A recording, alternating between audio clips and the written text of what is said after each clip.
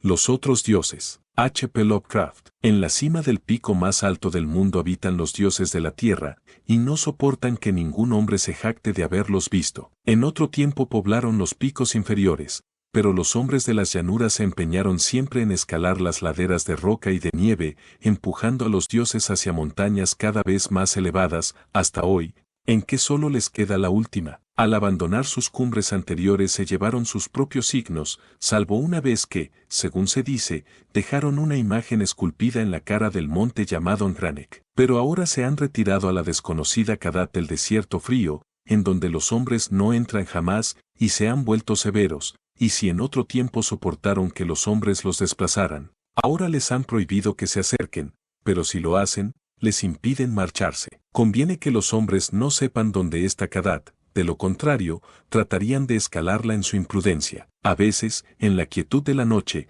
cuando los dioses de la tierra sienten añoranza, visitan los picos donde moraron una vez, y lloran en silencio al tratar de jugar en silencio en las recordadas laderas. Los hombres han sentido las lágrimas de los dioses sobre el nevado Turay, aunque creyeron que era lluvia, y han oído sus suspiros en los quejumbrosos vientos matinales del Helion. Los dioses suelen viajar en las naves de nubes, y los sabios campesinos tienen leyendas que les disuaden de acercarse a ciertos picos elevados por la noche cuando el cielo se nubla, porque los dioses no son tan indulgentes como antaño. En Ultar, más allá del río Sky, vivía una vez un anciano que deseaba contemplar a los dioses de la tierra. Este hombre conocía profundamente los 7 libros crípticos de la tierra y estaba familiarizado con los manuscritos placóticos de la distante y helada Lomar. Se llamaba Barzai el Sabio, y los lugareños cuentan cómo escaló una montaña la noche del extraño eclipse. Barzai sabía tantas cosas sobre los dioses que podía contar sus idas y venidas, y adivinaba tantos secretos que se tenía a sí mismo por un semidios. Fue él quien aconsejó prudentemente a los diputados de Ultar cuando aprobaron la famosa ley que prohibía matar gatos, y quien dijo al joven sacerdote Atal a dónde se habían ido los gatos negros. En la medianoche de la víspera de San Juan, Barzai estaba profundamente versado en la ciencia de los dioses de la tierra, y le habían entrado deseos de ver sus rostros. Creía que su hondo y secreto conocimiento de los dioses lo protegería de la ira de estos, y decidió escalar la cima del elevado y rocoso Atekla una noche en que sabía que los dioses estarían allí. El Har-Hakele está en el desierto pedregoso que se extiende más allá de Atek, del cual recibe el nombre, y se alza como una estatua de roca en un templo silencioso. Las brumas juegan lúgubremente alrededor de su cima porque las brumas son los recuerdos de los dioses, y los dioses amaban el Atekla cuando habitaban en él, en otro tiempo. Frecuentemente visitan los dioses de la tierra el Atekla, en sus naves de nube, y derraman pálidos vapores sobre las laderas cuando danzan añorantes en la cima, bajo una luna clara. Los aldeanos de Atek dicen que no conviene escalar el Atekla en ningún momento, y que es fatal hacerlo de noche, cuando los pálidos vapores ocultan la cima y la luna. Sin embargo, no les escuchó Barzai cuando llegó de la vecina Ultar con el joven sacerdote Atal, su discípulo. Atal solo era hijo de posadero, y a veces tenía miedo, pero el padre de Barzai había sido un noble que vivió en un antiguo castillo, por lo que no había supersticiones vulgares en sus venas, y se reía de los atemorizados aldeanos. Barzai y Atal salieron de Ateg hacia el pedregoso desierto, a pesar de los ruegos de los campesinos, y charlaron sobre los dioses de la tierra junto a su fogata, por las noches. Viajaron durante muchos días, hasta que divisaron a lo lejos al altísimo Atekla con su halo de lúgubre bruma. El 13º día llegaron al pie de la solitaria montaña, y Atal confesó sus temores. Pero Barzai era viejo, sabio, y no conocía el miedo, así que marchó delante osadamente por la ladera que ningún hombre había escalado desde los tiempos de Sansu, de quien hablan con temor los mohosos manuscritos placóticos. El camino era rocoso y peligroso a causa de los precipicios y acantilados y aludes. Después se volvió frío y nevado, y Barzai y Atal resbalaban a menudo, y se caían, mientras se abrían camino con bastones y hachas. Finalmente el aire se enrareció, el cielo cambió de color, y los escaladores encontraron que era difícil respirar, pero siguieron subiendo más y más, maravillados ante lo extraño del paisaje, y emocionados pensando en lo que sucedería en la cima, cuando saliera la luna y se extendieran los pálidos vapores. Durante 3 días estuvieron subiendo más y más, hacia el techo del mundo, luego acamparon, en espera de que se nublara la luna. Durante 4 noches esperaron en vano las nubes, mientras la luna derramaba su frío resplandor a través de las tenues y lúgubres brumas que envolvían el mudo pináculo. Y la 5ª noche, en que salió la luna llena, Barzai vio unos nubarrones densos a lo lejos, por el norte, y ni él ni Atal se acostaron, observando cómo se acercaban. Espesos y majestuosos, navegaban lenta y deliberadamente, rodearon el pico muy por encima de los observadores, y ocultaron la luna y la cima. Durante 1 hora larga estuvieron observando los dos, mientras los vapores se arremolinaban y la pantalla de nubes se espesaba y se hacía más inquieta. Barzai era versado en la ciencia de los dioses de la tierra y escuchaba atento los ruidos, pero Atal, que sentía el frío de los vapores y el miedo de la noche, estaba aterrado. Y aunque Barzai siguió subiendo más y más, y le hacía señas ansiosamente para que fuera también, Atal tardó mucho en decidirse a seguirlo. Tan densos eran los vapores que la marcha resultaba muy penosa, y aunque Atal lo siguió al fin, apenas podía ver la figura gris de Barzai en la borrosa ladera, arriba, a la luz nublada de la luna. Barzai marchaba muy delante, y a pesar de su edad, parecía escalar con más soltura y facilidad que Atal, sin miedo a la pendiente que empezaba a ser demasiado pronunciada y peligrosa, salvo para un hombre fuerte y temerario, y sin detenerse ante los grandes y negros precipicios que Atal apenas podía saltar. Y de este modo escalaron intensamente rocas y precipicios, resbalando y tropezando, sobrecogidos a veces ante el impresionante silencio de los fríos y desolados pináculos y mudas pendientes de granito. Súbitamente, Barzai desapareció de la vista de Atal y salvó una tremenda cornisa que parecía sobresalir y cortar el camino a todo escalador que no estuviese inspirado por los dioses de la tierra. Atal estaba muy abajo,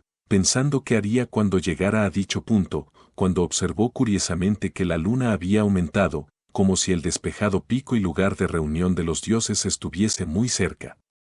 Y mientras gateaba hacia la cornisa saliente y hacia el cielo iluminado, sintió los más grandes terrores de su vida. Y entonces, a través de las brumas de arriba, oyó la voz de Barzai que gritaba locamente, de gozo: «He oído a los dioses. He oído a los dioses de la tierra cantar dichosos en el Ateclá». Barzai el profeta conoce las voces de los dioses de la tierra. Las brumas son tenues y la luna brillante, hoy veré a los dioses danzar frenéticos en el Har-Hakele que tanto amaron en su juventud. La sabiduría hace a Barzai más grande aún que los dioses de la tierra, y los encantos y barreras de todos ellos no pueden nada contra su voluntad. Barzai contemplará a los dioses de la tierra, aunque ellos detesten ser contemplados por los hombres. Atal no podía oír las voces que Barzai oía, pero ahora estaban cerca de la cornisa y buscaba un paso.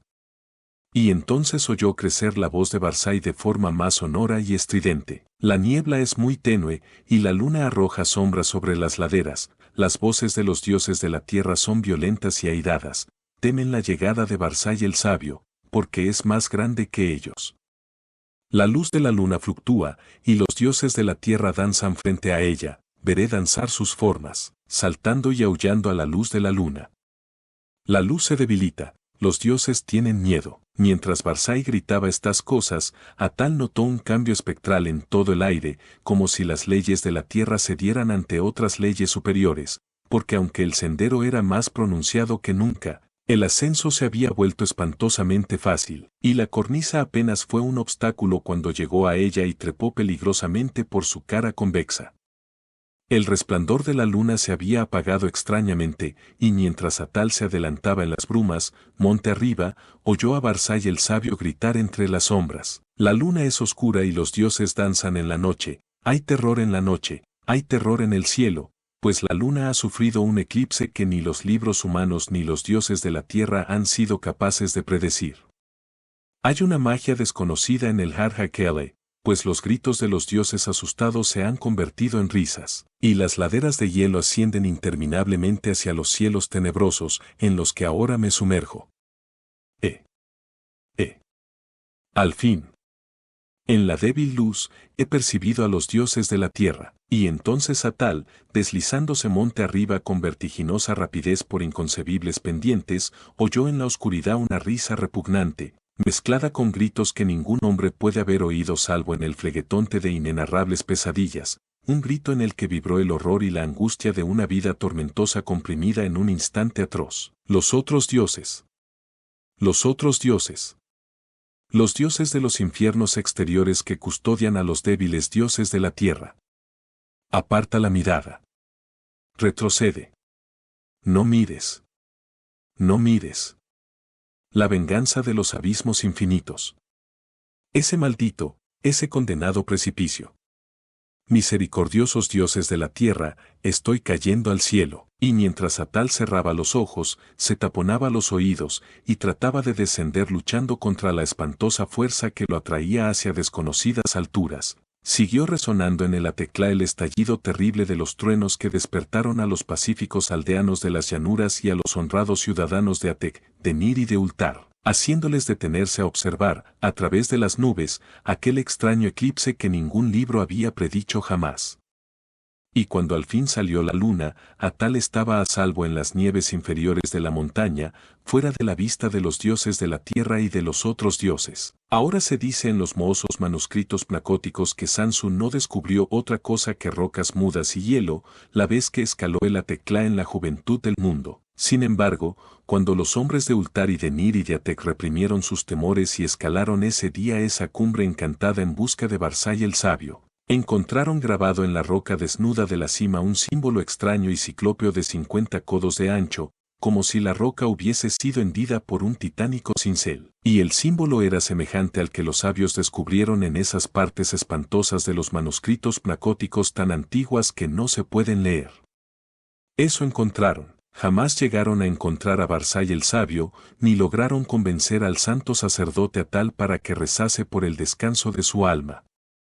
Y todavía hoy las gentes de Ultar y de Nir y de Atec tienen miedo de los eclipses y rezan por la noche cuando los pálidos vapores ocultan la cumbre de la montaña y la luna. Y por encima de las brumas de Ateclá los dioses de la tierra danzan a veces con nostalgia, porque saben que no corren peligro y les encanta venir a la desconocida Kadat en sus naves de nube a jugar como antaño, como hacían cuando la tierra era nueva y los hombres no escalaban las regiones inaccesibles. El fin.